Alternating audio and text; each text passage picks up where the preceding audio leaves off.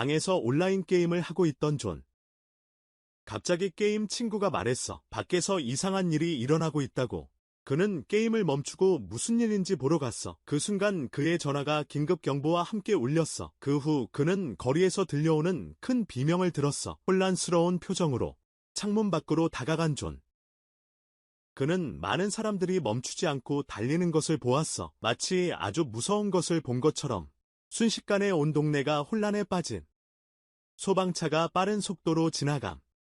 이해하려던 존. 딸에게 다가가는 여자를 알아챈. 부엌 칼을 손에 든 채로. 하지만 딸은 통제 불능 상태처럼 보임. 자신의 엄마에게 달려들. 존은 움직이지 못한 채 본 것에 충격을 받음. 갑자기 밖에서 끔찍한 비명이 들림. 문으로 가서 구멍을 통해 밖을 엿봄. 복도는 텅 비어 있었다. 호기심에 문을 조금 열었다. 한 남자가 밀며 들어왔다. 옆집 아파트에 사는 주민이었다. 남자는 자신의 아파트에서 친구가 통제력을 잃었고 머물 곳이 필요하다고 설명했다. 존은 그에게 즉시 나가라고 했다. 하지만 남자는 나가기 전에 화장실을 쓰게 해달라고 요청했다. 망설이며 존은 받아들였다. 한편 뉴스 보도가 텔레비전에 나오고 있었다. 좀비 바이러스가 한국 전역에 퍼졌다는 소식을 전하며 울리거나 긁히면 감염된다는 내용이었다. 이봐, 내가 요약할 영화는 해시 얼라이브라는 제목이야. 좀비 영화인데 액션 드라마가 섞여 있어. 공포와 서스펜스가 있는 아주 좋은 좀비 영화야. 그래서 채널 구독을 추천하고 싶어. 알림 설정도 해둬. 좋아요를 눌러 최고의 요약을 받아가. 존, 빠르게 날카로운 칼을 집어 자신을 보호하려고 함. 옆집 남자가 떠남. 그리고 돌아오지 말라고 경고한 존. 옆집 남자는 모든 게 괜찮다고 말하려 했음. 하지만 그의 눈이 붉게 변하는 게 보였음. 그리고 이상하게 움직이기 시작함. 순식간에 그는 좀비로 변해 존에게 달려들. 큰 힘으로 좀비를 던진 존. 좀비를 밖으로 던지고 냉장고로 문을 잠갔다. 가족에게 전화하려고 할 때 부모님에게서 메시지가 왔다.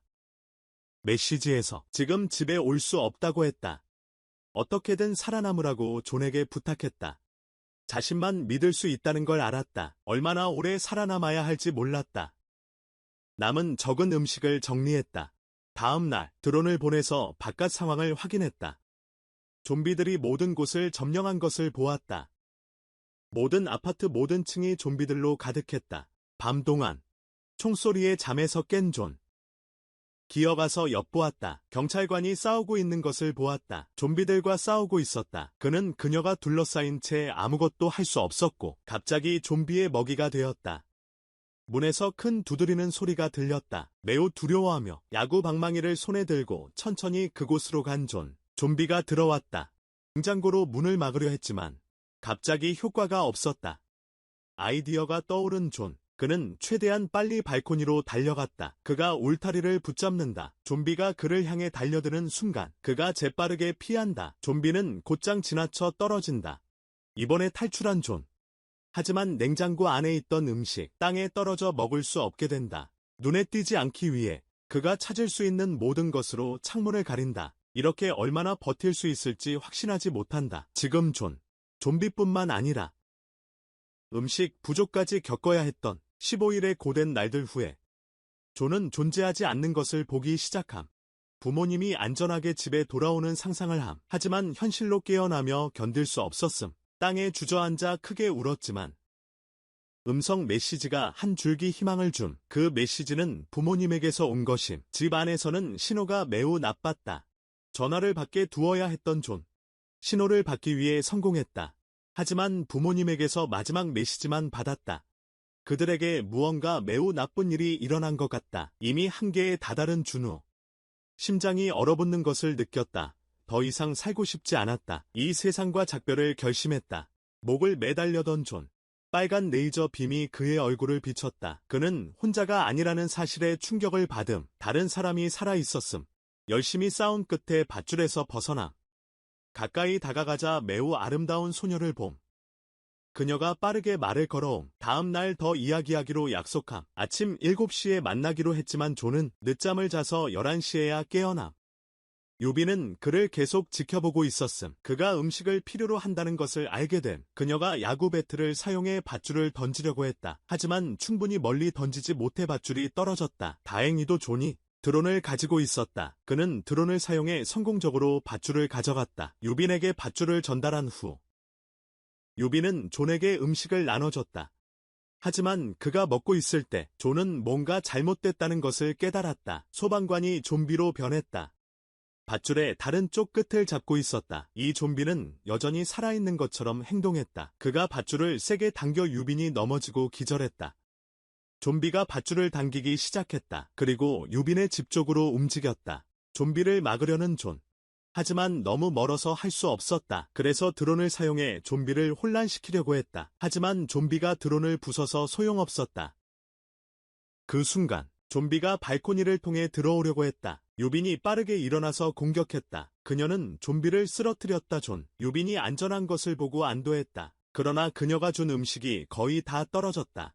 그때 더 많은 음식을 구하러 나가야겠다고 결심했다. 위험을 알면서도 그렇게 하지 않으면 굶어 죽을 수 있었다. 그는 준비를 하고 매우 조심스럽게 문을 열었다. 다행히 복도에 좀비가 없었다. 이웃의 시신을 발견하고 열쇠를 가져간 존. 이웃의 아파트에 들어갔을 때 침대 위에 생명 없는 몸을 보았다. 그 몸에 신발을 던졌다. 하지만 반응이 없었다. 안전하다고 느끼며 집 안에서 쓸만한 것을 찾기 시작했다. 냉장고를 열었을 때 악취가 났다. 하지만 그는 땅콩버터 한 병을 발견하는 행운을 가졌어. 그리고 밀봉된 크래커 한 팩도 있었어. 존은 이웃이 등산을 좋아한다는 걸 깨달았어. 그래서 아마 유용한 장비가 있을 거라고 생각했어. 잘 찾아본 후에 그는 워키토키 2개를 발견했어. 하지만 갑자기 좀비가 뒤에서 나타나서 그를 공격했어. 존은 좀비를 밀쳐내는데 성공했어. 그리고 아파트를 뛰쳐나와 자신의 아파트로 돌아갔어. 그는 유빈과 몇 가지를 공유해야 했어. 그리고 그녀에게 무전기를 건네줌. 마침내 서로 대화할 수 있게 된. 오랜 시간 연락이 끊긴 후 긴 대화를 나눔. 하지만 행복한 순간은 오래가지 않음. 갑자기 조용했던 좀비들이 움직이기 시작함. 설명 없이 둘 다 바닥에 조용히 엎드림. 소리를 내지 않으려고 노력함. 하지만 유빈이 의도치 않게 소리를 냄. 좀비들이 다가오는 상황. 유빈의 방번호를 재빨리 물어본 존. 그의 집 기술로 옆방에 전화를 걸었다. 그들은 좀비의 주의를 그곳으로 끌었다. 좀비가 떠나기를 더 이상 기다리고 싶지 않아서 행동하기로 결정했다. 유빈은 8층을 관찰하고 알아챘다. 존이 있던 바로 위층. 좀비가 없어서 그들은 그곳으로 올라가기로 했다. 준비를 마친 유빈. 오를 줄 아는 사람이 먼저 갔어. 빠른 움직임으로 공중에서 회전하고 두 발로 착지했어. 주변에 많은 좀비들이 있었어. 빠른 움직임과 정확한 칼질로 좀비 하나하나를 지나갔어. 하지만 탈출하려고 할 때 너무 많았어.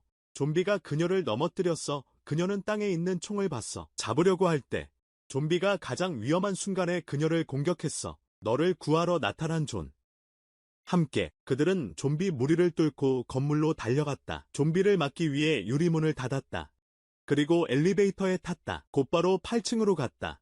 안전할 거라고 생각했다. 하지만 유비는 보았다. 많은 좀비들이 그들 쪽으로 오는 것을 보았다. 용감하게 좀비들과 맞선 존. 유빈이 문을 열려고 시도하는 동안 갑자기 다른 사람에게 방으로 끌려 들어감.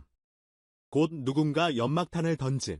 그리고 가면을 쓴 남자가 도와줌. 그러나 유빈은 남자를 믿지 않음. 그는 음식과 물을 제공함. 하지만 배고파도 먹기를 망설임. 남자가 먼저 먹었을 때만 안전하다고 느낌. 남자는 구조대가 도착할 때까지 충분한 음식이 있다고 확신시킴. 구조대가 도착할 때까지 처음에 구조대 이야기를 믿지 않았다. 하지만 남자가 말했다. 구조대 도착에 대한 방송을 들었다고. 라디오에서 희망으로 가득 찼다. 그들은 몰랐다. 끔찍한 일이 일어날 것이라는 것을. 유빈은 문제가 너무 늦었을 때 깨달았다. 존은 의식을 잃었다. 그 남자는 집의 진짜 주인이 아니었다. 그가 먹을 음식에 손을 댔다. 유빙은 곧 의식을 잃었다. 남자가 그들을 묻기 시작했다. 유빙은 한 방으로 끌려갔다. 그곳에는 갇힌 좀비가 있었다. 남자가 밧줄의 다른 끝을 잡고 있었다. 좀비는 남자의 아내였다. 그는 여전히 그녀를 깊이 사랑했다. 그녀가 좀비로 변했음에도 불구하고 그는 그녀를 위해 다른 사람들을 먹이로 사용할 의지가 있었다. 남자가 천천히 밧줄을 풀었다. 좀비가 유빈을 향해 갔다. 비명이 방을 가득 채웠다. 이 순간에 깨어난 존. 총으로 남자에게 문을 열게 했다. 그러나 남자는 그냥 밧줄을 떨어뜨렸다. 급히 잡으려던 존은 잡지 못했다. 많은 노력을 했음에도 불구하고 비명은 갑자기 방에서 멈췄다. 남자가 조심스럽게 문을 열었다. 좀비가 된 아내를 보고 놀람. 결국 아내가 그를 물음. 유빈이 총으로 두 좀비를 처리함. 칼을 사용할 수도 있었음. 예상치 못한 총소리. 근처 좀비들의 주의를 끌음. 좀비들이 건물로 들어옴.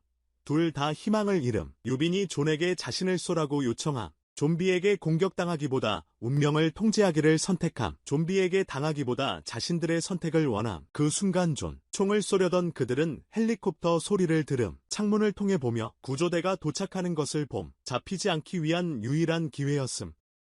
건물 꼭대기에 도달해야 했음. 연막탄 2개를 쏜 존. 유빈은 탈출 경로를 만들기 위해 카트를 밀었음. 그들은 시간을 낭비하지 않고 건물 꼭대기로 달려감. 좀비들이 매우 가까이 있었음. 부주의로 유빈이 좀비에게 붙잡힘. 자전거를 사용한 존. 그를 보호하며 유빈이 그 틈을 이용해 탈출함. 존이 그녀에게 위로 올라가 도움을 요청하라고 말함. 하지만 꼭대기에 도착했을 때 기대했던 헬리콥터가 없었음. 좀비들이 그를 향해 다가오는 상황을 마주한 존. 유빈이 있는 곳까지 도달함. 다시 갇힌 상황에 처함. 절박하게 도움을 외치기 시작함. 좀비들이 마지막 장벽을 뚫었다. 유빈과 존이 갇혔다. 탄약이 더 이상 없었다. 좀비들이 다가오고 있었다. 갑자기 뒤에서 무언가 회전하는 소리가 들렸다.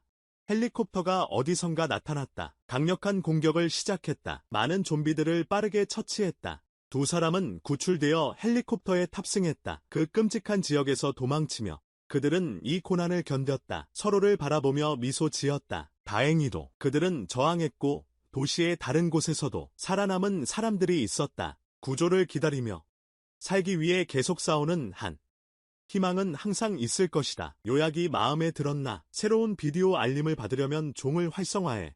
첫 번째 고정 댓글을 잊지 마. 최고의 좀비 영화 목록을 남길게. 다음 요약까지.